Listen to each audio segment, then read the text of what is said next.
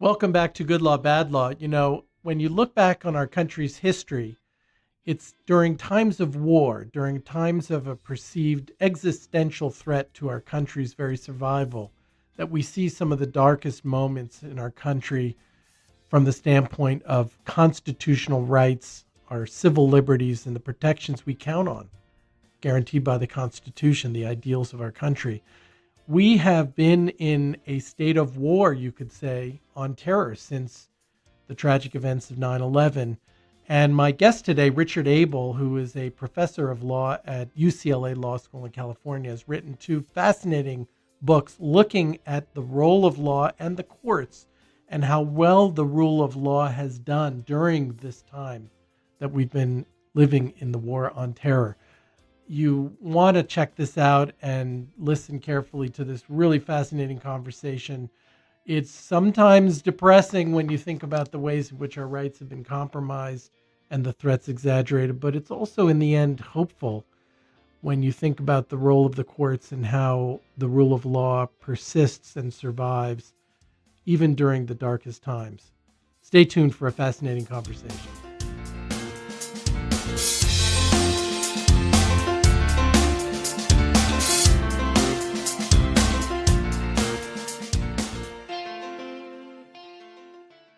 Welcome back to Good Law, Bad Law. On today's episode, we're going to be talking about the ways in which our constitutional democracy, our constitutional rights, and the very essence of what we are as a country is challenged, particularly in times of great stress like war.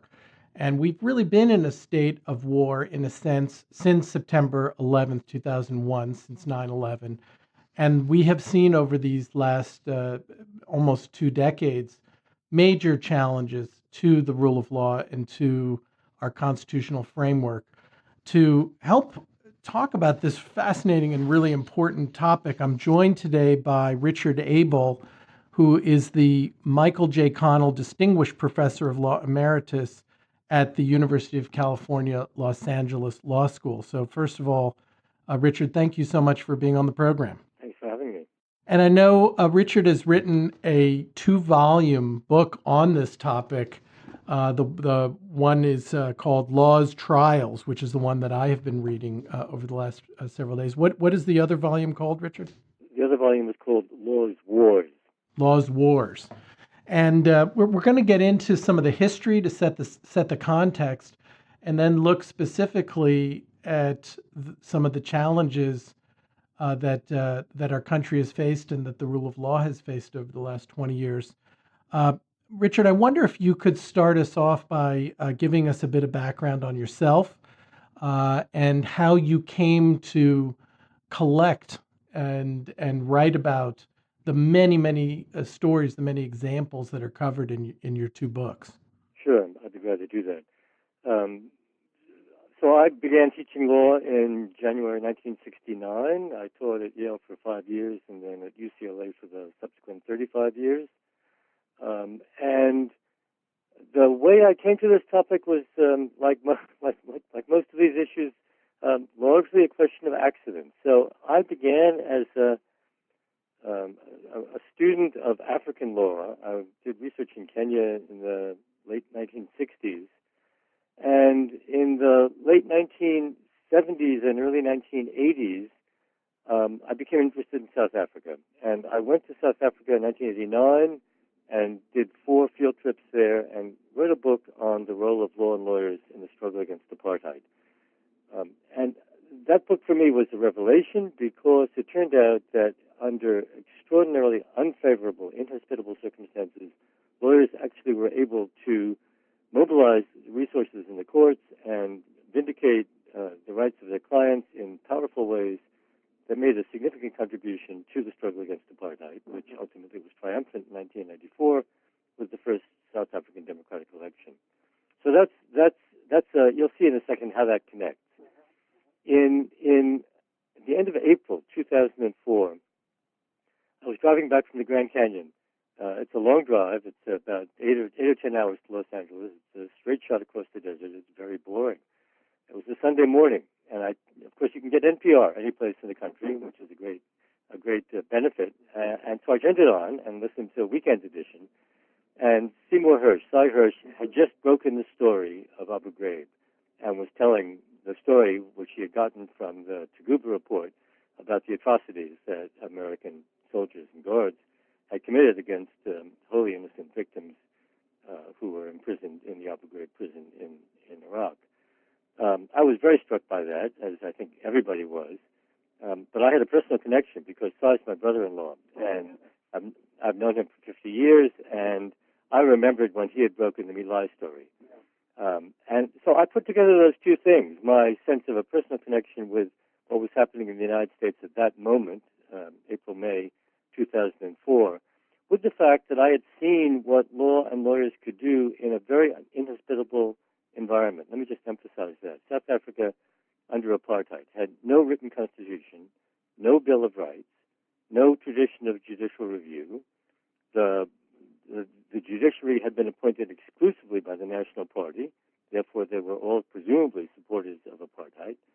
The legal profession was almost all white, and almost none of them had anything to do with the struggle against apartheid. The press was muzzled. Television was entirely local. All the things that we count on were absent, and yet law and lawyers made a real difference in those last few years of the struggle against apartheid. So I thought, well, here we are in the United States, and we have all the things that South Africa didn't have. We have 200 years of a constitution, a strong tradition of judicial review, a very powerful legal profession which has a strong commitment to the rule of law, a judiciary that has lifetime tenure and has been appointed by both parties, a free and very aggressive media. Surely we will do better. And I thought, I will chart that. I'll see how it's different. And that was the beginning. And so for the next 14 years, from spring 2004 until spring 2018, I worked on these books. I must say, getting more and more depressed because, in fact, the record for America is really quite dismal. It doesn't. There are incidental victories. There are certainly many courageous actions by lawyers, certainly by the media, who did a splendid role in uncovering the abuses, by the non-governmental organizations. And I wanted to try to understand where they were successful, where they were unsuccessful, and how we could learn from that, because the defense of the rule of law is an ongoing obligation, and the war on terror itself is an open-ended war, which has no obvious terminal date. Well, let me get this idea of the rule of law front and center as we dig into this. Our listeners will have just heard an episode on the special prosecutor law and the role of special prosecutors, particularly since Watergate and through the Clinton years, and now as our current president is being investigated. And the concept of the rule of law in that context is the idea that no man, no woman, not even the president, is above the law, and how important that's been throughout our history and was a central part of the history that gave birth to this country, in fact, that we were going to free ourselves from the yoke of a king who was above the law. But how are you using the idea of the rule of law here? I think it's a broader idea, isn't it? I would certainly include all of the things that you just mentioned, and the executive has played a very powerful role in the issues around the rule of law in the United States since the 9/11 attacks. Guantanamo was created by the stroke of a pen by George Bush. The memoranda that came out of the Office of Legal Counsel formed again the foundation for a series of executive orders, some of which are still secret, which authorized torture, euphemistically called enhanced interrogation techniques, which authorized extraordinary renditions, which authorized secret prisons, and which authorized electronic surveillance. So much of what occurred since 9/11 was done at the direct instance of the president. So the president and his role and limitations on the president's power are clearly central questions. But the rule of law, the reason I made it the center point of my investigation is that I wanted something about which there was a high degree of consensus. One could say that the more important question was, why did we start the war on terror in the first place? Why did we expand a war that began as a search for bin Laden and his supporters in Afghanistan to a war in Iraq, which then lasted decades thereafter? And that is a very important question, but that's a question about which people have very strong disagreements. The rule of law is something about which we supposedly all agree. I don't think you could find somebody who said, I'm against the rule of law. I don't think we need it. You can see that in other countries. You can see it in Hungary, where Orban has proposed what he calls an illiberal democracy, and you can hear other people picking that up. But I actually don't know of anybody in the United States taking that position. So I wanted something about which there was a consensus. And although at the periphery there may be disagreements about the rule of law, there is certainly a consensus at the center. People should not be imprisoned without a hearing. People should have a right to a trial. They should have a right to a lawyer. They should have a right to see the evidence against them. Evidence should not be extracted by means of torture, etc. So the core elements of the rule of law are ideas about which all Americans today agree. I wanted to start from that and then see how successful we were in actually defending those ideas. And I know you said that what brought you to these books and to this focus on your research and thinking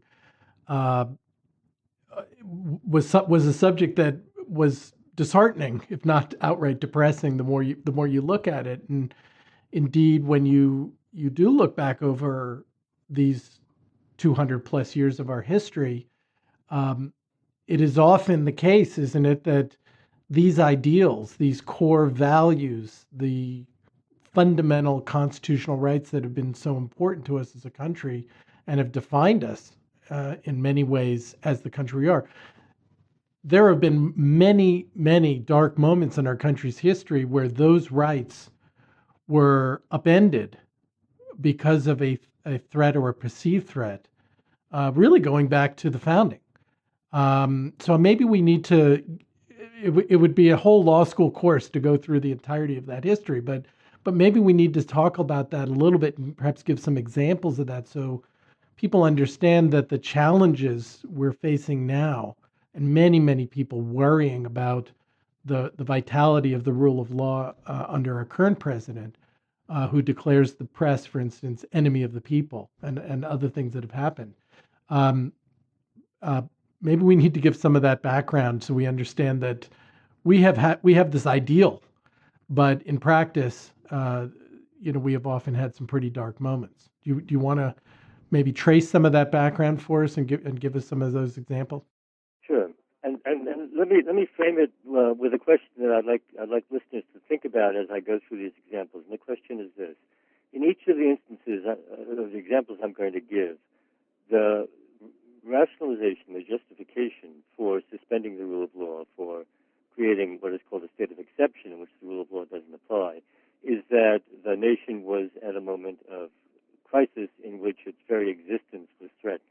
This was an existential threat to our core nationhood. I believe that in retrospect, in almost all of those instances, that was not the case, and maybe there's a lesson to be learned then that there is a tendency at moments of crisis to exaggerate the danger, and that it is almost always the case in hindsight that the danger simply wasn't there, and to try to think about why it was that the danger was so exaggerated. So I'm going to just touch very briefly on a half dozen or a dozen prior instances. Well, and just before you do, Richard, too, I want to just add something to that, which runs through a lot of these examples and through the whole history, in fact, which is that the rationalization, as you say, and as you're going to give us some examples of, the rationalization for suspending the rule of law is because of a perceived existential threat to our country. But what is missed in those moments, and often a court will come around later and acknowledge this, is that those times of danger, what Oliver Wendell Holmes, as you point out, put into the law in the phrase clear and present danger, is that those are precisely the times when the rule of law is most important. That right? I mean, the things that we're fighting for should be those core principles. Absolutely. So I'll just, again, preface the examples by a quotation, maybe it's a paraphrase, from Obama, when he said, terrorist acts are terrible acts, but they do not represent an existential threat to the United States. And he was absolutely right about that. They didn't, at the moment of 9/11, they didn't the weeks and months after 9/11, and they don't today. Terrorism should be fought, and it should be fought through the criminal justice system, but it does not represent existential threat to the United States. Okay, so some of these historical examples. Certainly, slavery is one of the earliest. Um, the Civil War was an existential threat, and prior to the Civil War, we used the fugitive slave laws to enforce slavery, and that clearly violated fundamental rule of law principles. And as we know, Abraham Lincoln suspended habeas corpus during the Civil War, something that he should not have done, and almost certainly did not need to be done. So that's the first example during the middle of the 19th century. Certainly, our treatment of Native Americans is an example of repeated violations of the rule of law. And were they existential threats? Well, only in the sense that we wanted the country and they had it, and we wanted to take it away from them. But let me start with the 20th century, which will be more familiar to many listeners and has ample examples. So, during World War I, we demonized German Americans, viewing all German Americans as suspect or traitors. We abolished the teaching of German in the public schools. We suspended German American newspapers. We imprisoned people for giving speeches in German. A whole host of things without any evidence whatsoever that German Americans were, in fact, disloyal. We did exactly the same thing, of course, with Japanese Americans, but even in a more extreme form with the internment in World War II after Pearl Harbor, which again was shown to have been predicated on a complete misrepresentation of the actual threats, and in some cases on simple lies, because there was no threat to the Western United States at the time. So those are obvious examples. The Red Scares that occurred both in the wake of World War I and World War II, the Palmer raids after World War I and the McCarthy investigations after World War II, again are examples. Domestic communism has never been a threat in the United States. The number of people who belong to the Communist Party could be contained within a couple of classrooms in a country of hundreds of millions. The ideas of communism never caught on domestically in the United States. So that's another set of examples. The Civil Rights Movement, of course, was a third, when very courageous young black youth, college students went either on freedom rides in the South or sought to integrate lunch counters again in the South. That again was viewed as a threat to the United States, and what it turned out, of course, was that it was a movement that finally vindicated the most fundamental rights to equal protection of the law. The anti-war movement, again, was an example. Suppression of demonstrators during the Vietnam War. I was living in New Haven at the time, and there were demonstrations at Yale where I was teaching, and the tanks rumbled down the street, shaking my house on their way to the demonstrators, who were a handful of college students, again representing no threat to the country. So those are some of the recent examples, and in each of them, with the benefit of hindsight, they did not represent an existential threat, and the violations of civil liberties and civil rights that occurred in our suppression and our encounter with those protest movements were unnecessary and most unfortunate. And in some cases, of course, we have explicitly acknowledged that. Ronald Reagan himself made a formal apology to Japanese Americans, and Congress passed legislation offering fairly small amounts of compensation to all survivors of the concentration camps. And it wasn't just on that, and it was a case called Korematsu that the Supreme Court decided in the 1940s, finding that at least the Supreme Court would defer to the executive branch and to the military that had declared these Japanese Americans a threat and allowed for the internment. It wasn't until this last Supreme Court term that that horrible, shameful decision was finally formally overturned. It's taken all this time. But when you look back at those examples, Richard, it seems like, and there's probably many more ways to organize these examples, but it seems like there are two broad categories of moments and therefore lines of cases and decisions by courts. One is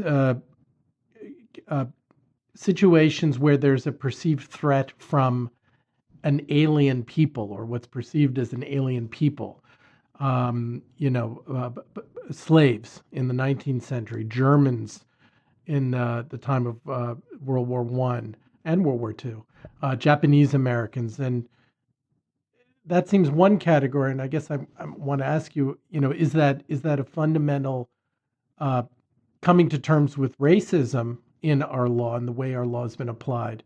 But then you have the second group, which seems like fear of the threat or perceived threat from an idea, communism, labor unions, that might have been associated with communism, the McCarthy period, which was not so much fear of a race or a people, but fear of an idea. Is that one way to see these different dark times in our history? Absolutely, and actually, of course, those two categorizations both were mobilized after 9/11. So this is the othering of both peoples and of ideas. So after 9/11, the other was Muslim individuals and Islam as a religion. And in the sixth chapter in Law's Trials, I discuss a range of civil liberties issues that have arisen since 9/11. And there is actually there, for me, quite a comforting or encouraging conclusion, which is that efforts to engender a moral panic about Muslims and Islam in the United States were actually unsuccessful. I'm not sure they're going to remain unsuccessful because our current president has made vicious statements about Muslims and about other peoples more generally, and he's utterly unpredictable.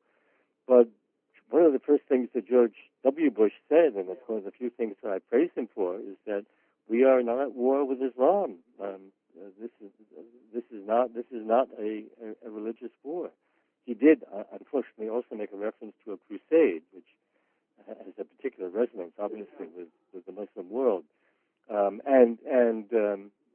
President Obama did the same thing, invited Muslims to the White House, to prayer meetings, etc., visited mosques.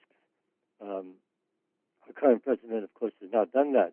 But efforts to spark Islamophobia during the last 17 years have been repudiated, and I think that's quite encouraging. There were, as some of your listeners may remember, a couple of crazies who, one of whom wanted to burn a Quran and finally did so, and one of whom made a film mocking Muhammad and disseminated that.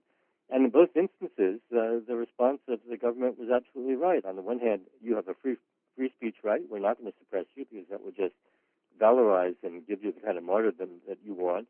And we're going to tell the world that what you're doing is wrong because those are not the views that we as Americans hold. So we have actually resisted demonizing Islam and Muslims. I don't mean that there haven't been individual instances of injustice. There have been plenty of those. But as a collectivity, we've resisted that evil. Well, and running concurrently with these 17 years of the war on terror, the state of sort of permanent war on terrorism that we find ourselves in since 9/11, we also have seen a profound change in in the types of technology available. I mean, uh, everybody has a cell phone now, but that really wasn't true 17 years ago. The internet wasn't the same 17 years ago. So all kinds of ways in which the law, particularly in the criminal law, ways in which civil liberties at least could be uh, at risk. Um, that seems to be a pretty significant factor that plays into this whole question of how the rule of law has been followed or has been threatened in these uh, years since 9/11.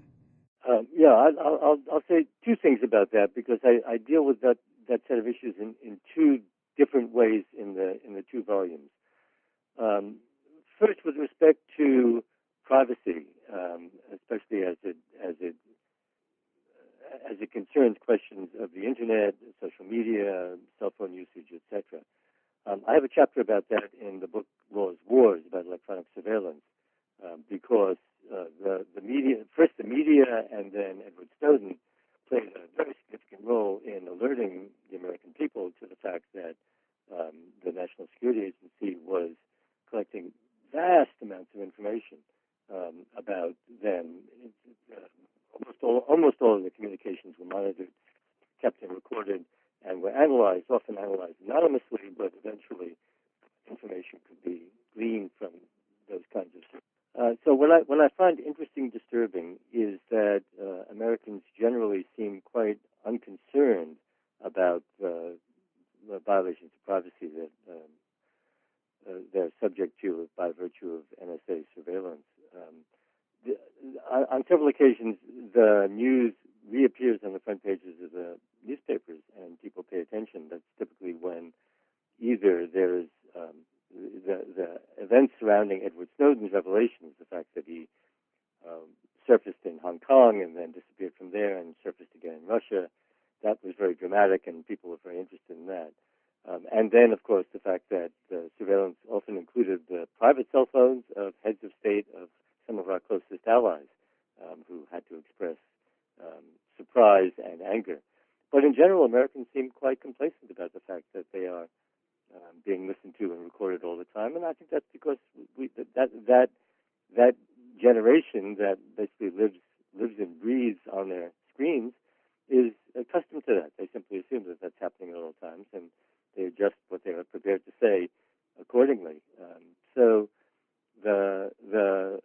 there is that aspect to it, and the second aspect to it is that the regulations restricting what NSA does and what it does with the data that it collects are so highly technical that only experts can follow them, and the changes that are made to them are nuances that are sometimes marginal improvements, but that don't address the But central you can, issue. I don't think you can discount the role of technology and the media generally here because it so affects the the popular perception of these things. When Holmes and Frankfurter and others were writing about these these dangers in their court opinions, these weren't things people saw live and on television tuning into CNN.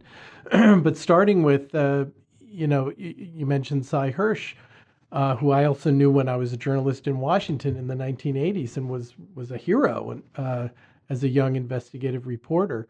Um, the Vietnam War in many ways was the first war that played out on television. People saw it on the news. They saw it in their living rooms.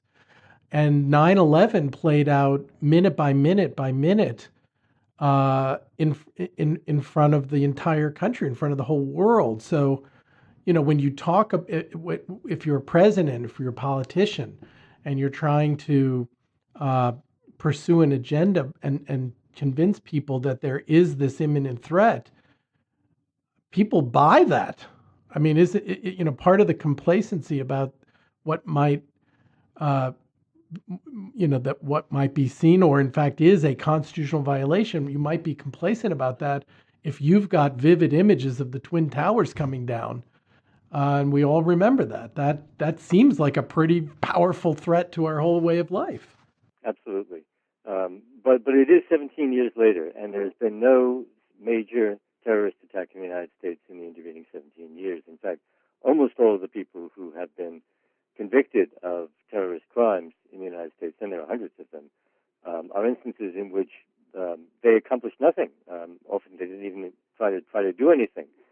So the threat, which is, those of us who saw it, is vividly in our minds, has faded to a significant extent. I would add that the following, that civil liberties violations that we have committed, the rule of law violations more generally, since 9/11, are mostly invisible.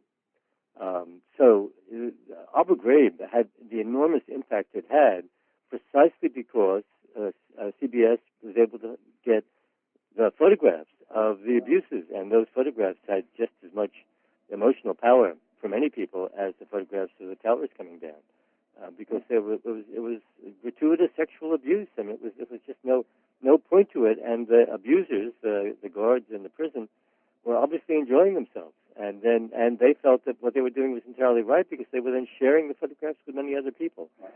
So that was a rare instance in which we actually got to see images of what we were doing. But think of the variety of rule of law violations that I write about that are largely invisible. So electronic surveillance, of course, is entirely invisible. It has to be, because that's its sole purpose. Nobody knows which communications are being picked up and how they're being recorded.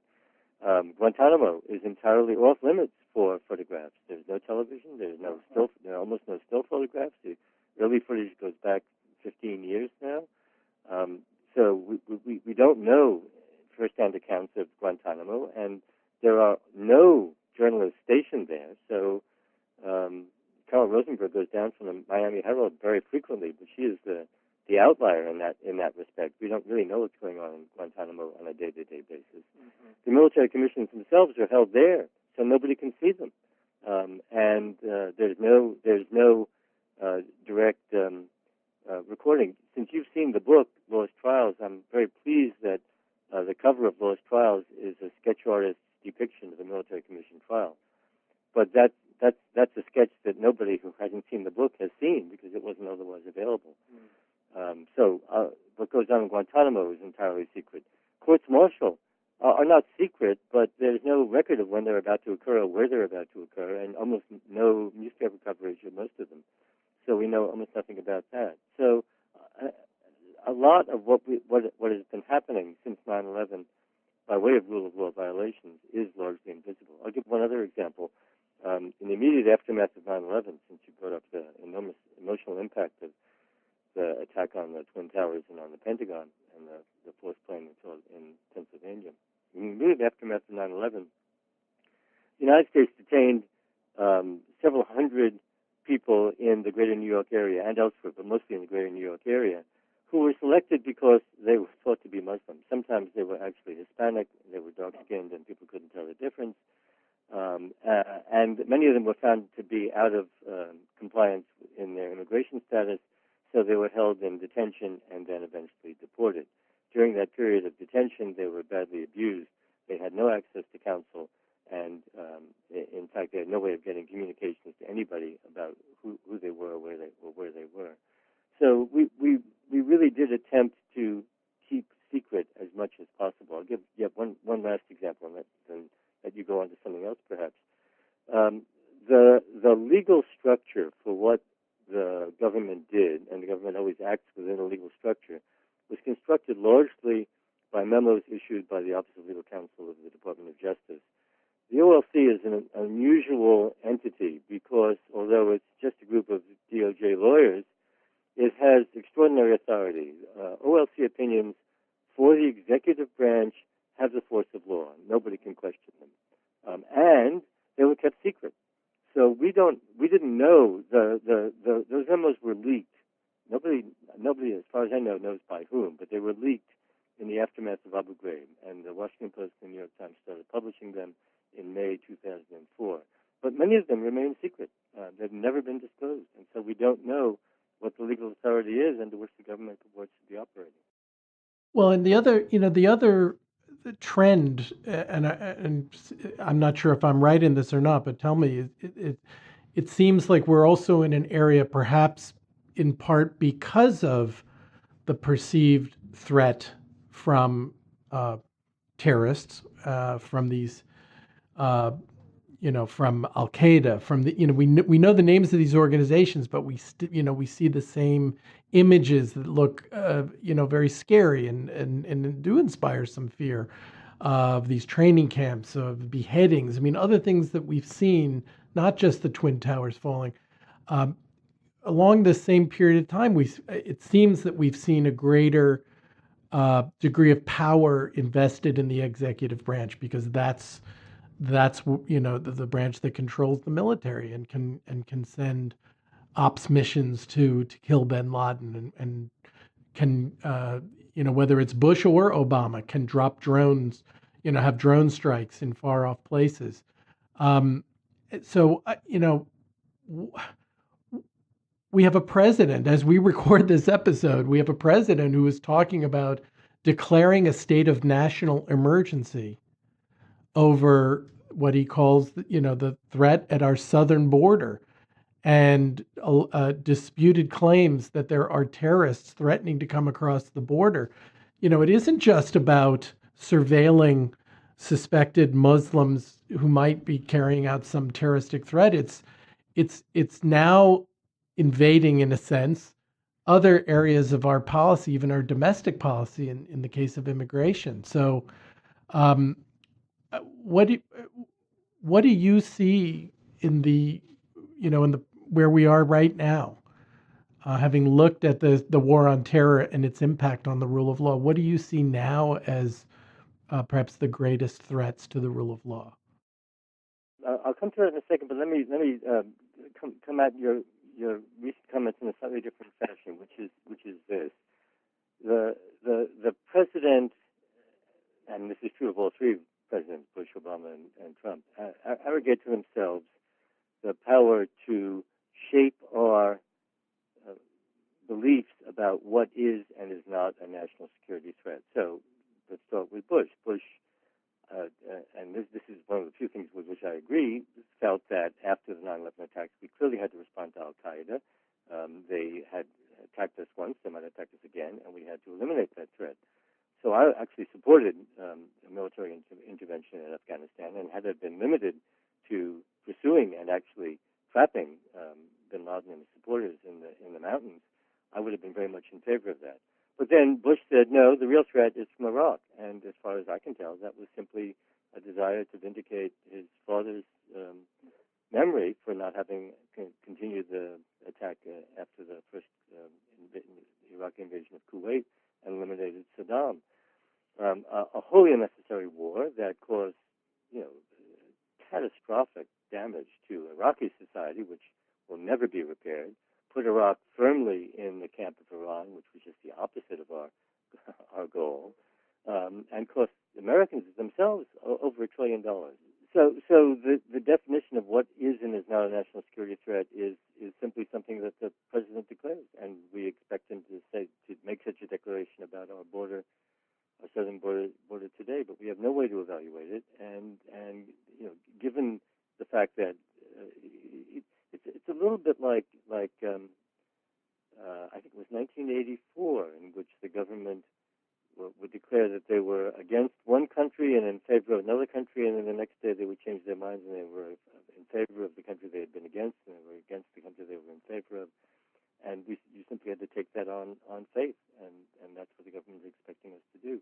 Obviously, that's not the way a democracy works, so we can't be satisfied with those kinds of conclusory statements. Well, obviously, throughout our history, our courts, we focus a lot on the president because he's very good at getting in front of the news cameras and making news and tweeting, and all of a sudden, whatever it is he tweets becomes the news. But when it comes to the law and preserving the core values, these constitutional principles that make up the rule of law, as we've been discussing it, throughout our history, for good and for not good, the courts have really been where those battles have taken place. We talked about briefly the Korematsu case involving the Japanese American concentration camps. I mean, I think we should call them what they were, and that's what they were. We've talked about civil liberties and the impact on civil liberties since the beginning of the war on terror since 9/11. Where do you see the big battles, or what do you see the big battles being in the coming years that will find their way into the courts, and what role do you see for the courts in preserving these values and preserving the rule of law?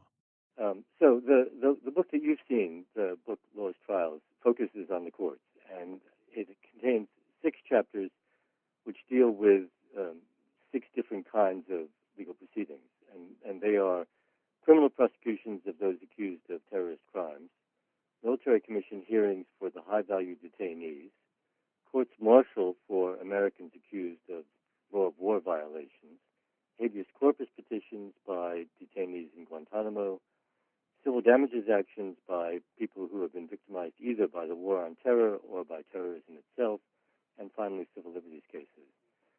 So within each of those categories, I wanted to understand why sometimes civil liberties were and were not protected, and then I wanted to contrast the performance of the courts across those 6 categories. And I found the conclusions surprising and quite interesting. And here briefly is what I found. I believe, and others disagree with me and indeed have criticized me for this, but I'm going to stick to my guns. I believe that the federal courts have performed quite well in the context of criminal prosecutions. The prosecutions have proceeded like other criminal prosecutions. There's been a vigorous defense. The defense lawyers have performed admirably. Judges have conducted extensive voir dire of jurors. The juries have deliberated at great length. And the outcomes, I think, in the context of the laws that they were applying, have been quite fair. Other criticisms can be made of those criminal prosecutions, and I make them in the chapter, about what happened both before the trials themselves and what happens after the verdict of guilty. Before the trials themselves, 2 things happened. First of all, we passed material support statutes in the 1990s, actually in response to earlier terrorist attacks, and those statutes were used in almost all of the terrorism prosecutions. And those statutes have several significant implications, but the most important of them is that you don't have to prove specific intent. So you don't have to prove that any actual action occurred. Material support can simply be that you have accumulated some guns or possibly fissile material of various kinds. And the second activity that occurred before the trials is that almost all the trials are predicated on interventions by undercover agents who were themselves encouraging the suspect to engage in the activity, often furnishing money, often furnishing them arms themselves, although they were disarmed, and urging them to complete their activities. So, although there were attempts made to invalidate these cases on grounds of entrapment, none of those defenses worked. So what happened before trial is troubling. What happened after the guilty verdict is troubling, because in almost none of these cases did any of these accused or convicts actually cause any harm. And yet they all got very strict sentences, decades and often close to a life sentence. So what you're talking about now, these criminal prosecutions, these are cases where we're talking about individuals suspected of being part of, or indeed instrumentally part of, some type of suspected terrorist plot. And, there's some tension in these kinds of cases, say, different from your run-of-the-mill drug bust, where you might want somebody to complete the crime, say the sale of a drug, and then prosecute them for that crime. Here, you don't want the person to go so far as to actually complete the crime, because the consequences could be catastrophic.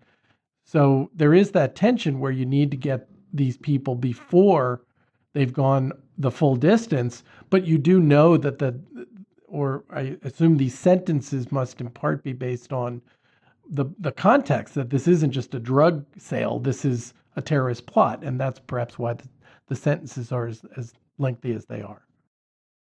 Absolutely, but let me give you one counterexample, because it's vivid in my memory. It's one of the cases that I described at length in that chapter. It's the so-called Liberty 6 prosecution in a Miami suburb. So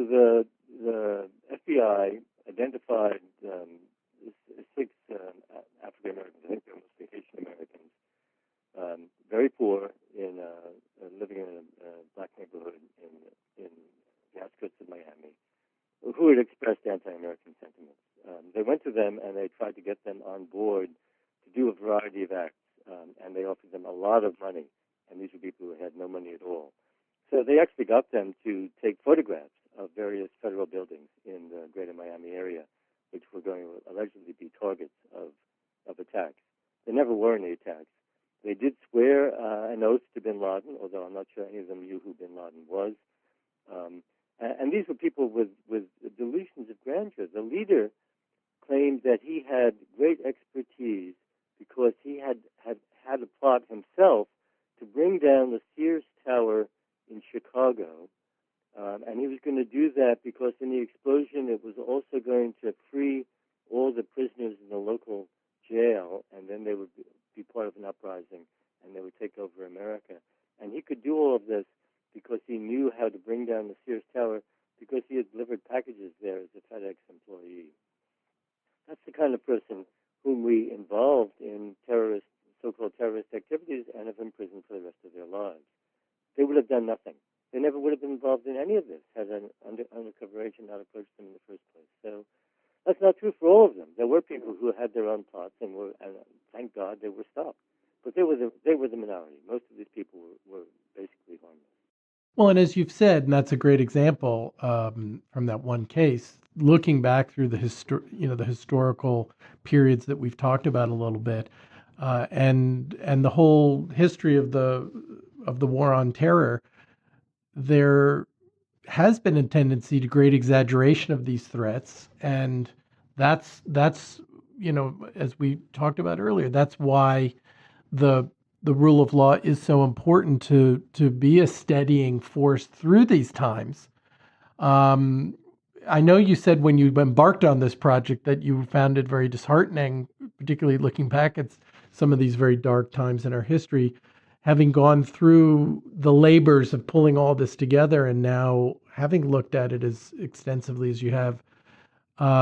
What is your state of mind, Richard? I mean, do you still feel disheartened, or do you feel like do you feel a little more optimistic about the ability of the rule of law to survive and indeed perhaps carry us through these times?